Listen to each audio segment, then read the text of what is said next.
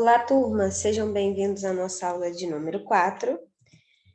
E hoje nós vamos falar sobre esofagografia, ou vocês também podem ouvir falar esse nome como esofagograma, que nada mais é que o estudo do trato gastrointestinal alto. Nós iremos abordar o nome do exame, as indicações clínicas, as contraindicações, as vias de administração e também o preparo do paciente e como o exame é realizado. Função do exame. O esofagograma é o estudo contrastado do esôfago, né? É um procedimento que avalia o esôfago, que é o tubo que conecta a boca ao estômago, e pode ser realizado para avaliar o tamanho ou a forma do esôfago e pesquisas também do tubo digestivo, como o refluxo gastrointestinal. Então, aqui nas primeiras imagens a gente consegue ver a localização do esôfago, né? Aqui a gente tem a cavidade da boca, a cavidade oral, e aqui nós temos toda a região do esôfago, ok? Aqui a gente consegue ver, ó, a passagem do alimento, a região superior aqui do esôfago, a região do esôfago médio e aqui a região inferior do esôfago, tá? Que é a região que se conecta o esôfago ao estômago. O exame, ele também pode ser denominado seriografia ou radioscopia do esôfago. É utilizado um fluoroscópio, né, na realização, mas também pode ser realizado a esofagografia em um equipamento de raio-x convencional, ok? Então, esse exame, ele pode ser realizado tanto no fluoroscópio quanto no raio-x convencional. Preparo do paciente. Nós temos 2 livros de referência na radiologia, né, turma? E segundo eles, segundo o Biasoli, é aconselhável um jejum do paciente de 3 a 6 horas antes do exame. Já segundo o Bontrager, não é necessário nenhum preparo, desde que seja realizado a região do trato do gastrointestinal alto, ou seja, pegando somente a região ali superior do esôfago, né? Esôfago médio e esôfago alto. Por que ele diz que não precisa de um preparo? Porque o esôfago, ele é um tubo, né? Que leva o alimento da boca até o estômago, então não fica nenhum alimento ali, né? Então, por isso que ele diz que não precisa de um preparo. Mas aí vai depender também muito do médico, né? Da indicação do médico. Mas aí na literatura, segundo esses 2 livros, nós temos esses 2 tipos de preparo. Deve-se remover objetos metálicos, né, da região ali anatômica, ou seja, cordão, piercing, algum metal que o paciente esteja ali, é preciso pedir para que o paciente retire. Fornecer um avental para o paciente vestir, né, uma vestimenta, e realizar a anamnese com muita atenção. Indicações clínicas, né? Nós temos a benzoar, que nada mais é que material preso ali na região do esôfago, divertículos, que nada mais é que saculações, né, nas paredes da mucosa intestinal. Também temos carcinomas gástricos, que nada mais é que tumores, a gastrite, hérnia de hiato, úlceras, varizes esofágicas, desconforto retroesternal, né, desconforto ali na região atrás do osso externo, e refluxo gastroesofágico, tá? Essas são algumas indicações para a realização desse exame. Contraindicações. É contraindicado em caso de perfurações esofágicas e pós-cirúrgicos. Por que são contraindicados? Por conta do material utilizado, né? O meio de contraste utilizado. Como nós vimos na aula anterior, aqui o exame utilizado é o sulfato de bário, e o bário ele é um material que ele não é absorvido pelo nosso corpo, né? Como nós vimos, é uma substância não absorvida pelo corpo. Então, quando tem casos de perfuração esofágica ou pós-cirúrgico, esse material, por não ser absorvido pelo corpo, ele pode ficar preso nessa perfuração e aí causando um processo inflamatório no paciente. Então, nesses casos, é indicado o uso do contraste hidrossolúvel, né? Iodado, que ele pode ser substituído aí pelo sulfato de bário, porque ele é absorvido pelo corpo, ok? As vias de administração é via oral. O bário, ele pode ser tanto ralo quanto espesso, vai depender da indicação do médico. E em alguns casos, né, ocasionalmente pode ser usado também contraste negativo, né, radiotransparente, que é o ar. E a rotina do exame, como é realizado ali, né? O paciente ele deve ficar em ortostático, ou seja, em pé.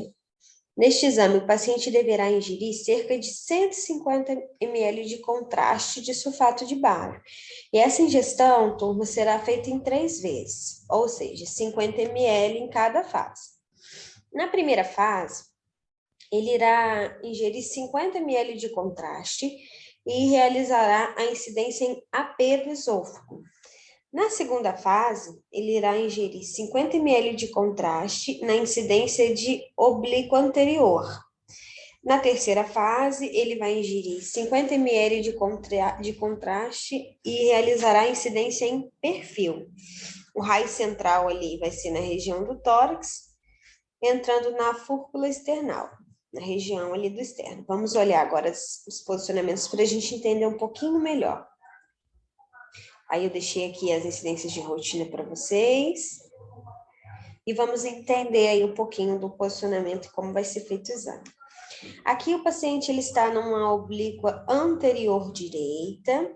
Observe aqui que ela está com sulfato de bário, né, para fazer, para ingerir.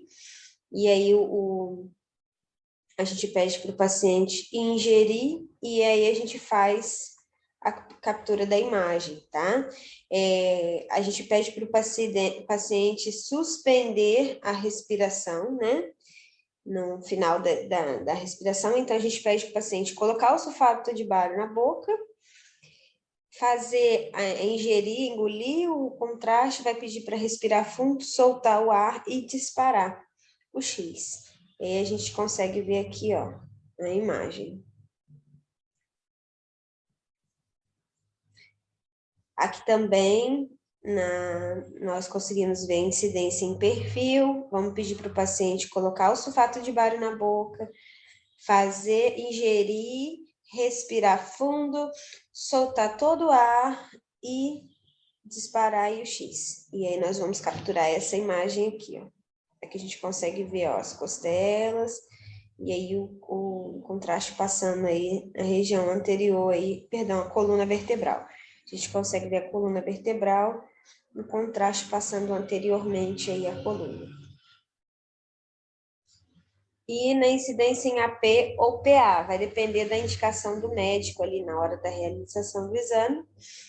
E aí a gente vai pedir para o paciente colocar o sulfato de bário na boca, engolir, respirar fundo, soltar todo o ar e disparar o X. E aí a gente vai ter essa imagem aqui na incidência em AP. A gente consegue ver a área cardíaca aqui, o fundo gástrico do estômago e o meio de contraste passando aqui bem na região do centro aqui, ok?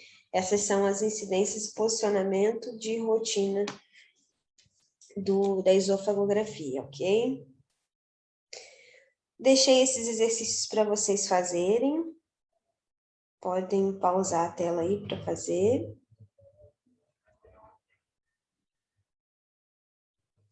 Então, turma, agora a gente vai falar do estudo do esôfago, estômago e duodeno.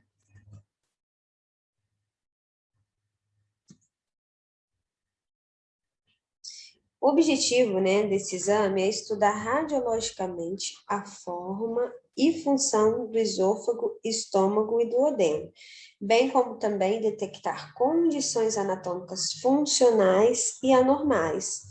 Como vimos anteriormente, aqui a gente tem a região do esôfago, aqui a gente tem a região do estômago e aqui a região do duodeno, que é a região que conecta ali o estômago ao intestino delgado. Preparo do paciente. Adultos devem realizar um jejum absoluto de 8 a 10 horas antes do exame. O paciente é instruído a não fumar e não mascar chiclete durante o jejum. Crianças devem suspender a última mamada e realizar a anamnese com atenção. A via de administração, turma, também é via oral. É utilizado o bário ralo ou espesso, vai depender da indicação do médico. E é a mesma coisa, ocasionalmente pode acontecer de utilizar o contraste negativo, que é o ar, mas vai depender ali durante o exame, conforme a indicação do médico. O exame ele é realizado no equipamento de fluoroscopia. E a rotina, como deve ser ali a realização, né? A rotina do exame. O paciente ele deve ficar em ortostático, ou seja, em pé. O paciente deve engolir o contraste de acordo com o comando ali do técnico ou tecnólogo em radiologia, de modo que seja gravado em um DVD todo o trajeto, sem interrupções, do contraste, passando pela boca, esôfago, estômago, até a chegada do duodeno. Essa rotina ela vai se repetir por uma vez até que se comece a radiografar as estruturas de interesse, tá? As incidências, né, de rotina, os posicionamentos. A gente vai realizar uma incidência em AP da região proximal do esôfago, que é a região mais próxima ali, a região da faringe. Esôfago médio, realização de uma incidência em AP, que é a realização ali do esôfago na região da coluna torácica, e AP da região do esôfago distal, né, incluindo a válvula cárdia. Aqui nós temos essa foto explicando o que é a região do estômago e a região do esôfago distal, essa região aqui, ó, a região que chega até o estômago, né, então a região cárdia é essa região aqui, e aí a gente deve realizar um AP da região distal do esôfago, pegando a região cárdia aqui, ok? Que é a entrada que o alimento faz do esôfago até ali o estômago. A realização do perfil do esôfago médio e proximal, ou seja, a gente vai realizar o perfil da região do esôfago, na região do pescoço e na região da coluna torácica. Deve-se também realizar as incidências em oblíquas para avaliar o fundo gástrico, pequena e grande curvatura do estômago, o corpo, o antro e o esfíncter pilórico. Então, vamos olhar aqui nessa imagem essas regiões. Aqui a gente tem o fundo gástrico, a curvatura menor, curvatura maior. Aqui a região pilórica ali, né? O antro é essa região aqui e a região pilórica aqui, ok?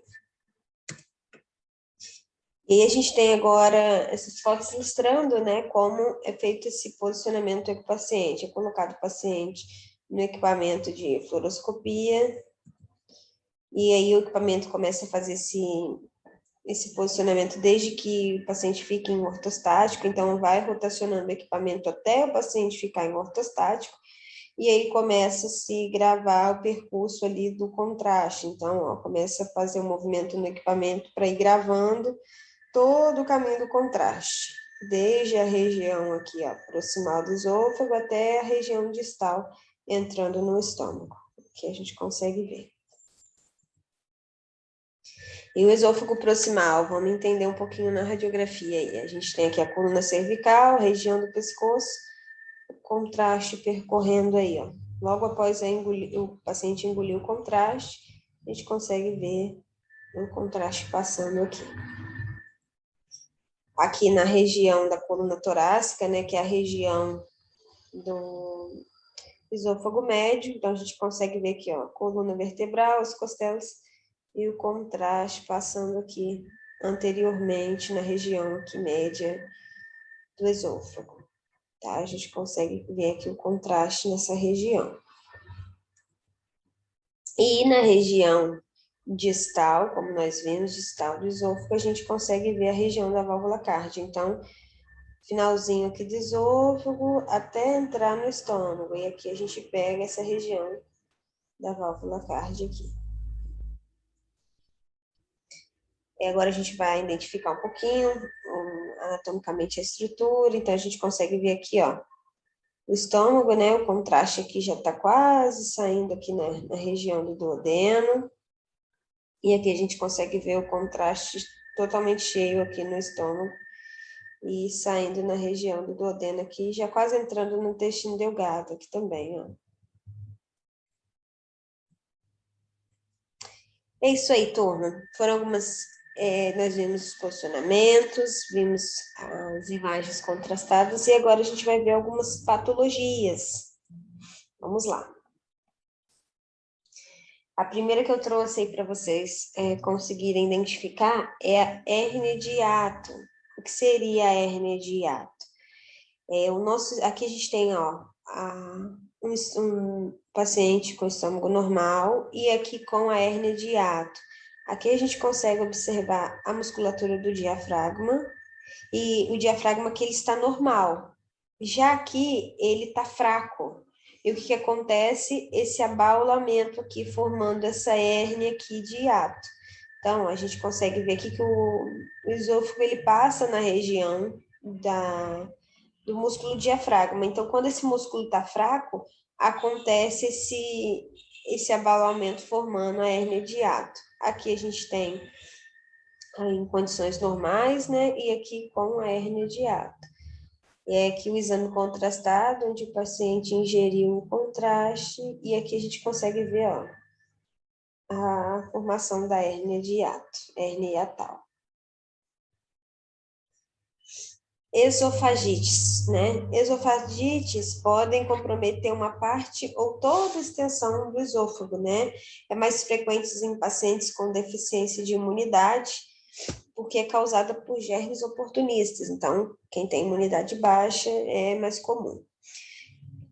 O exame, aqui a gente tem o exame normal, com duplo contraste, né? E o esôfago com um contraste aqui duplo, mostrando algumas lesões. Tá vendo? A gente consegue ver aqui que é a esofagite. Aqui em condições normais a gente consegue perceber que ele é um aspecto mais liso, o esôfago, e aqui tem um aspecto mais ondulado, né, que nada mais é que as osofagites aí na região do esôfago do paciente.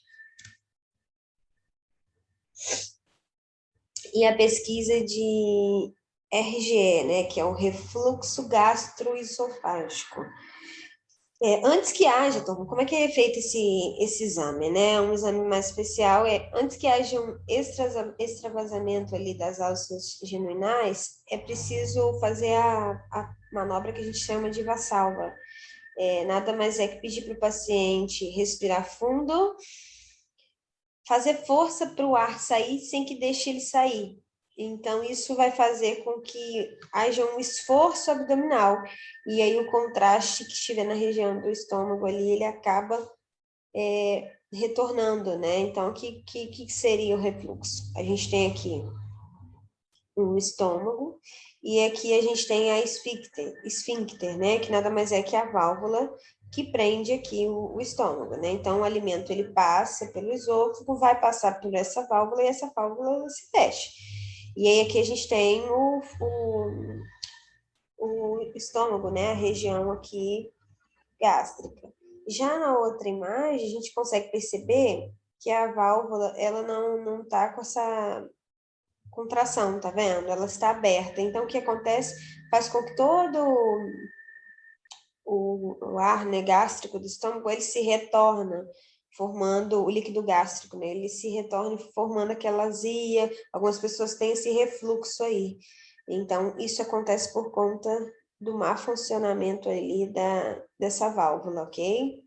Então, aí a gente consegue perceber que o paciente foi, ó, fez a ingestão do meio de contraste, e aí ao realizar essa manobra, né, o contraste ele retorna para a região do esôfago, ok? E aí é detectado o refluxo gastroesofágico.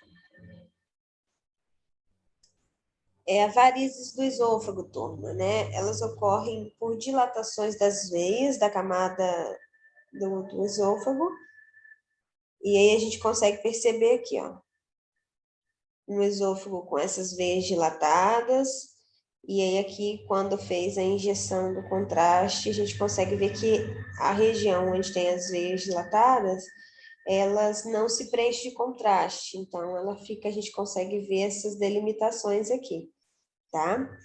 Nem todas as varizes, nem todas as varizes, elas sangram, né? O sangramento independe do calibre do vaso e pode ser causada a morte imediata de 15% dos casos do paciente. Então, assim, tem que ficar bem atento, né? E a gente vê, na primeira imagem aqui, é uma imagem de uma endoscopia, para vocês verem como é por dentro, né? Para entender um pouquinho. O contraste, ele vai preencher toda essa cavidade aqui, onde não tem as veias dilatadas, e a região das veias aqui, ele não preenche. Então, a gente consegue ver aqui claramente, ó, a região aqui dessas veias dilatadas, ok? Úlceras gástricas, né? Elas podem se desenvolver em qualquer lugar do estômago, né? Mas 3 quartos delas são encontradas na pequena curvatura ali da região antro, né? O terceiro lugar mais frequente é a parede gástrica posterior. Então, vamos entender aqui um pouquinho, ó. A gente tem a região aqui do estômago, a curvatura menor, onde, na maioria dos casos, 3/4 das lesões são encontradas, e na região posterior, que seria lá atrás. Então, a gente vê aqui, ó, uma imagem de endoscopia mostrando a úlcera, tá vendo? Aqui a gente consegue ver as úlceras, e aqui foi feito um scout, ou seja, uma imagem localizada aqui da região. A gente vê aqui, ó, a região da curvatura menor, que é essa região aqui, onde está a úlcera, na pequena curvatura, tá? Na curvatura menor. E aqui lá na parede posterior foi detectado outra úlcera, ok? E o tumor, né, o carcinoma, que aqui a gente consegue ver também, o tumor formado aqui na região antro, que nada mais é, ó, que houve um estreitamento, tá vendo? Um estreitamento aqui da região antro do estômago, que é essa região aqui, ó. Ela houve um estreitamento e a gente consegue ver aqui, ó. O paciente ingeriu contraste duplo aí, contraste ar e bário, e a gente consegue ver que essa região aqui, ela está retraída, né? Tem um estreitamento aqui. E aí foi feita uma biópsia e detectou aí a lesão carcinoma do estômago, que é o tumor. Então, a gente consegue ver aqui um estômago saudável, o contraste passando no estômago, e aqui a região antro do estômago, aqui, tá vendo? E já que o que aconteceu foi uma retração, né? Então, aí a gente consegue detectar o carcinoma, que é o tumor maligno do estômago. Deixei essa mensagem para vocês aí, turma. Se apaixone por estudar, pois é isso que vai tornar seu sonho realidade, tá? Uma frase de motivação. Obrigado pela aula de hoje. Até a próxima.